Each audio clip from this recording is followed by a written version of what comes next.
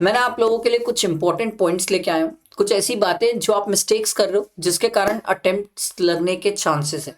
अगर आप बात ध्यान से सुनोगे तो बहुत इंपॉर्टेंट है सर। ठीक है, तो स्टार्ट करते हैं। मैं आपके साथ कुछ बातें शेयर करता हूँ, आप इन बातों को ध्यान दो, क्योंकि ये जो बातें हैं ये बातें मैं नहीं, स्टूडेंट्स बोल रहे हैं।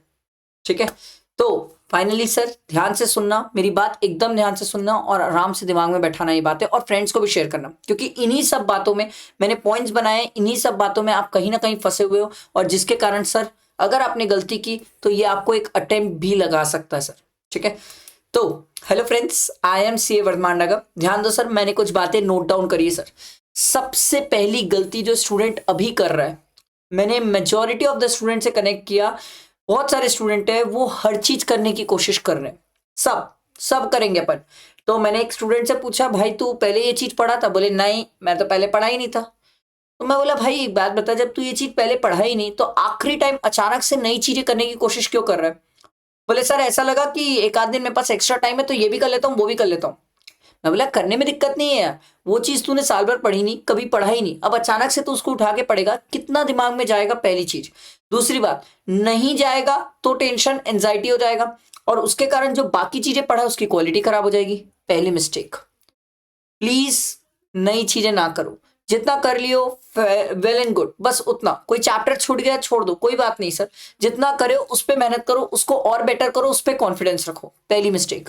ठीक है, दूसरा, बहुत ज्यादा अति में स्टूडेंट सोच रहे सर, बहुत अति में ओवर थिंक कर रहे स्टूडेंट्स कि सर पेपर कैसे होने वाले हैं, क्या होने वाले हैं, किस टाइप से होने वाले हैं, सर हमने जो पढ़ा है वो आएगा नहीं आएगा, इस बार अमेंडमेंट बेस्ड पेपर होगा, चेकिंग कैसी होगी सर। मतलब बहुत ज्यादा चीजें सोच रहे स्टूडेंट, बहुत बहुत पजल्ड अप है। मैं आपको एक बहुत सिंपल सी चीज बताता हूँ, अगर आप ये बात दिमाग में बैठ गई तो बहुत काम आएगी, आगे फाइनल में भी काम आएगी सर।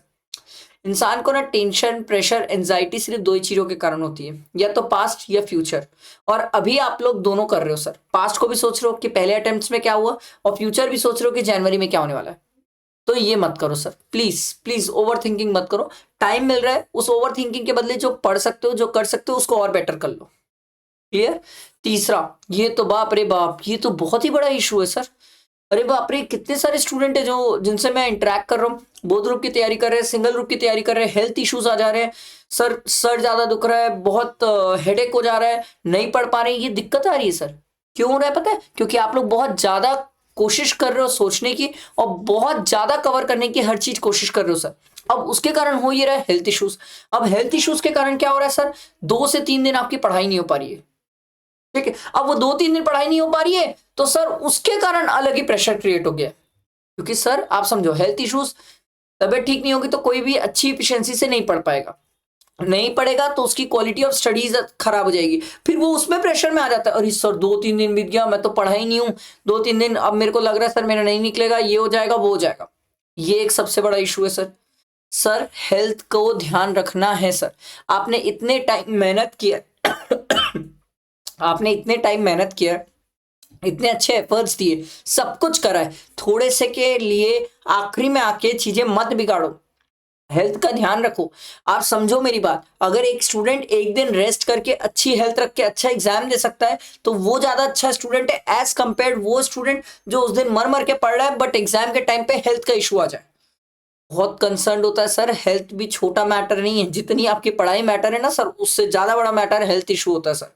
ठीक है, इस चीज का ध्यान दो, बहुत अच्छे से ध्यान दो सर। ठीक है, अब ये सबसे बड़ी दिक्कत है सर, ये भी अलग ही दिक्कत है। अरे सर पहले ना मैं 12, 14, 16 घंटा पढ़ रहा था सर, पता नहीं अचानक से क्या हुआ, एग्जाम पास आ रहा है सर, पढ़ाई नहीं हो रही है, 2-3 घंटा पढ़ाई हो रही है, 4 घंटा पढ़ाई हो रही है, 8 घंटा पढ़ाई हो रही है सर, वैसी इफिशियंसी और क्वालिटी से नहीं हो रही है। ये सबके साथ होता है, इसमें ओवर थिंकिंग ना करें सर। इसमें आपको ये करना चाहिए, कोई बात नहीं, मेरे से जितना हो रहा है मैं करते रहूंगा, पहली चीज। दूसरी बात, आपको ये कोशिश करना चाहिए कि सर टारगेट पढ़ लो, टारगेट सेट कर लो, और कई बार अगर आपके टारगेट पूरे ना भी हो पाए तो कोई बात नहीं, जितना कर सकते हो उतना करो। मैं आपको इसलिए बोल रहा हूँ सर, एग्जाम को ऑलमोस्ट लास्ट के 7 to 8 डेज है, इसमें अगर अपने आप को ओवर स्ट्रेच करने चले गए ना सर, तो ऐसा ना हो जाए कि एग्जाम टाइम में वो ओवर स्ट्रेच के कारण चीजें बिगड़ जाए। इसीलिए मैं बोल रहा हूँ सर, पढ़ पा रहे हो, कर पा रहे हो तो करो, नहीं हो पा रहा है, नहीं जा रहा है दिमाग में, छोड़ दो। एग्जाम्पल, मान लो टैक्स पढ़ रहे हो, जा ही नहीं रहा दिमाग में, छोड़ दो। लॉ पढ़ लो, लॉ नहीं जा रहा है, अकाउंट्स पढ़ लो। अकाउंट्स भी नहीं जा रहा है, थोड़ा ब्रेक ले लो, रेस्ट ले लो, फिर पढ़ लो। पर ज्यादा मत करो, अति मत करो सर चीजों का, बहुत दिक्कत करेगा ये तो बाप रे बाप, ये वाला तो मेरे साथ भी होता था। And it's not a big deal, ये मेरे साथ भी हुआ है सर। सर इतना पढ़े थे कंसेप्ट, ऐसा लग रहा है सब भूल गए। ये बहुत सारे स्टूडेंट के साथ हुआ है, मेरे साथ भी हुआ है, ऐसा नहीं है कि ये मेरे साथ कभी नहीं हुआ सर, मेरे साथ भी ये चीज हुई है। क्या करे सर? सर मैं आपको एक चीज समझाता हूँ सर। कंसेप्ट जो आपको लग रहा है ना आप भूल गए हो, कुछ नहीं भूलता इंसान, पहली चीज। दूसरी बात ये सर, ऐसे अगर बैठ के मैं भी सोचना चालू कर दूंगा ना कि टेक्स्ट में क्या था क्या नहीं था, मेरे को याद आना मुश्किल है सर। जब हम क्वेश्चन देखते हैं उससे रिलेवेंट चीजें देखते हैं तो याद आती है। आप अपने आप को ये समझाओ कि जब मैं लास्ट 1.5 डेज में पढ़ूंगा और उसके बाद जब एग्जाम देने जाऊंगा तो मुझे चीजें याद आएगी।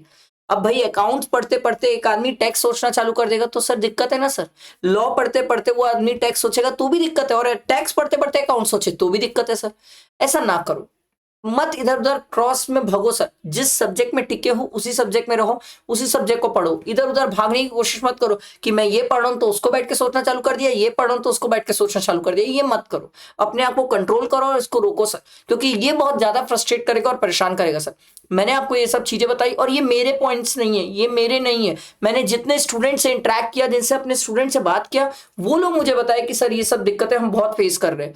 तो सर आप थोड़ा सा गाइड कर दीजिए कि हमें कैसे हैंडल करना है, आखिरी टाइम कैसे चलना है। देखो मैं आपको एकदम सिंपल सी बात बता रहा हूं सर, इतनी मेहनत कर चुके अपन, मैंने भी किया आपने भी किया, दोनों जी जान लगा चुके सर। और अगर कुछ नहीं हुआ है छोड़ दो यार।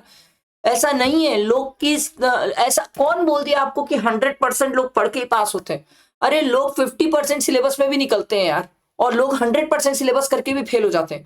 इंपॉर्टेंट नहीं है ये, अभी इंपॉर्टेंट ये है कि वहां किसकी मेंटल स्टेबिलिटी है, कौन कितना शांत दिमाग से एग्जाम देता है, कौन कितना अपने आप को लास्ट टाइम पे काम कूल रिलैक्स रखता है सर, वो इंपॉर्टेंट है। क्योंकि प्रेशर से पढ़ने वाले दिन हो गए, हम जब पढ़ना था लास्ट के 2-3 महीने हम प्रेशर से पढ़ लिए, अब वैसा मत करो। बहुत कम टाइम बचा है, लास्ट के 4-5-6 दिन बचे, 7 दिन बचे, अब वो वाला प्रेशर ना क्रिएट करो अपने ऊपर। आई होप मेरी बात समझ आई होगी। ये वीडियो मैंने आप लोगों के लिए इसलिए बनाया क्योंकि बहुत सारे स्टूडेंट मुझे ये सब पॉइंट शेयर किए, तो मैंने आपके साथ सर शेयर किया ताकि शायद माइट भी पॉसिबल कोई स्टूडेंट ये पॉइंट फेस कर रहा हो। प्लीज रिलैक्स रहो, अच्छे से रहो, अच्छे से पढ़ाई करो। मैं हूं आप लोगों के साथ, टैक्स में कुछ रहे तो मैं सपोर्ट करूंगा, बट प्लीज हाइप मत करो, कोई भी चीजों को मेस्ड अप मत करो। बहुत अच्छी चल रही चीज है, ठीक है? चलो, थैंक यू।